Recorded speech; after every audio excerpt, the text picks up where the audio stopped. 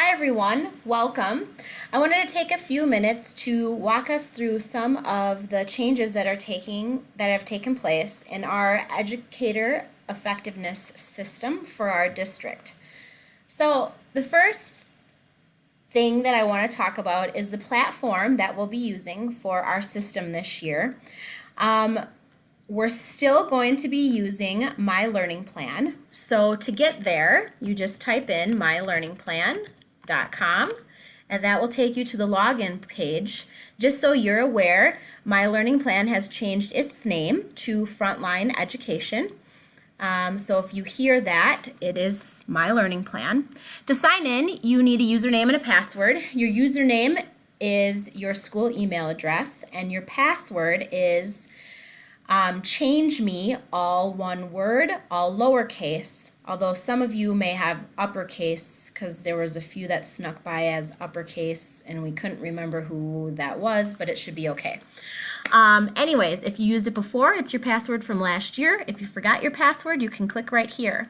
So if you go ahead and sign in, you will notice on the Learning Plan tab that these are all the forms that you need to complete for our system this year.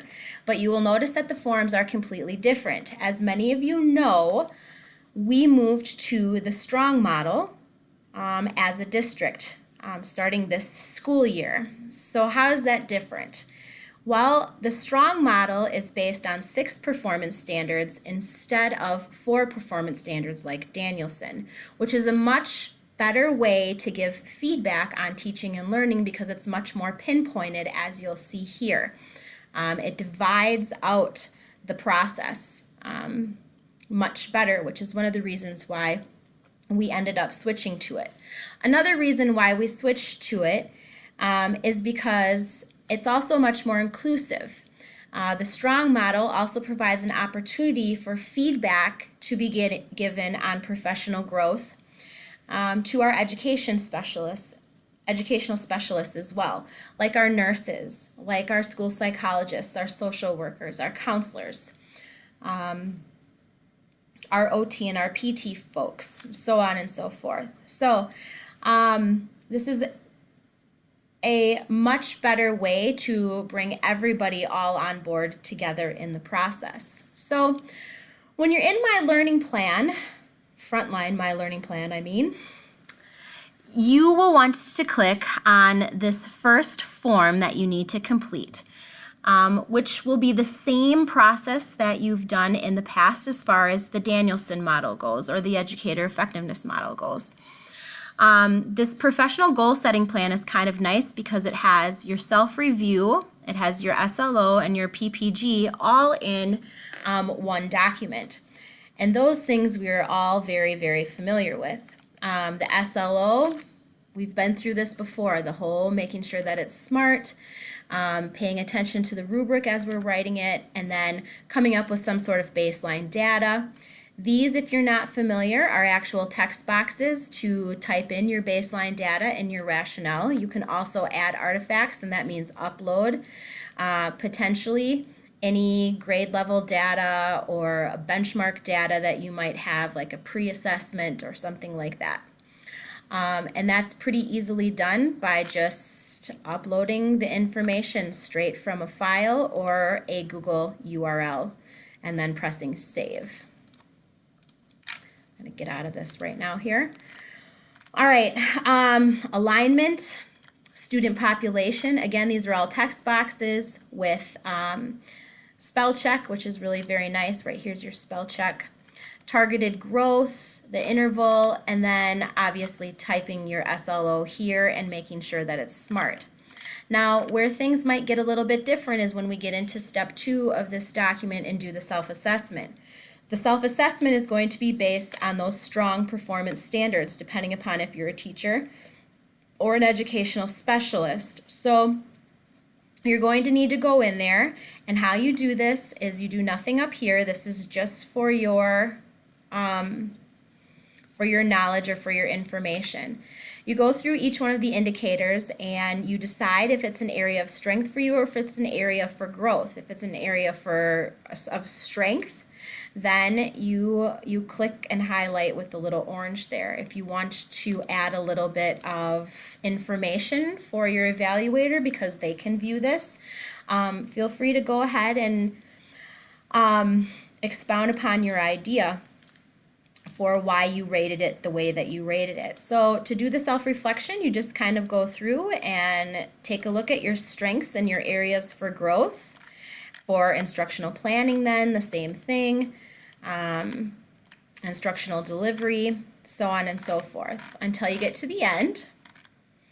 And then from this self-evaluation and taking a look at your strengths and your areas for growth, this is how you kind of determine that professional practice goal. And your professional practice goal statement goes down here, typed in, making sure that it's smart, and seeing if it aligns to some of those performance standards that you had discussed up here.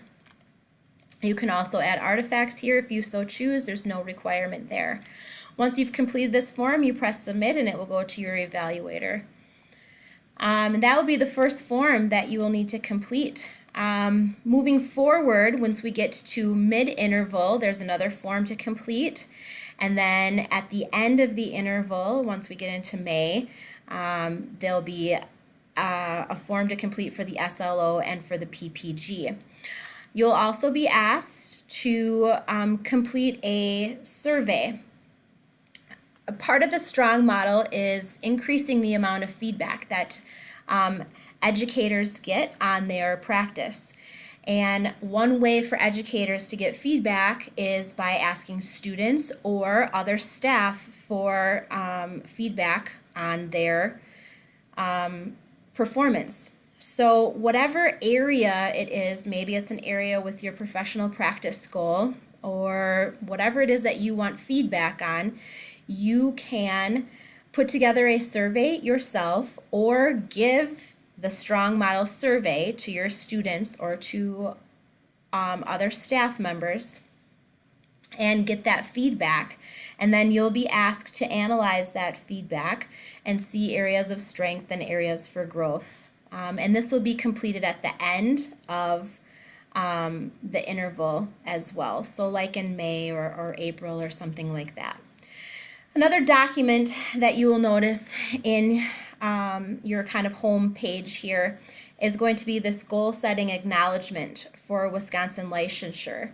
This year, beginning January 1st, 2018, DPI has decided that going through this educator effectiveness process of creating SLOs and PPGs will now count as a way for educators to renew their license.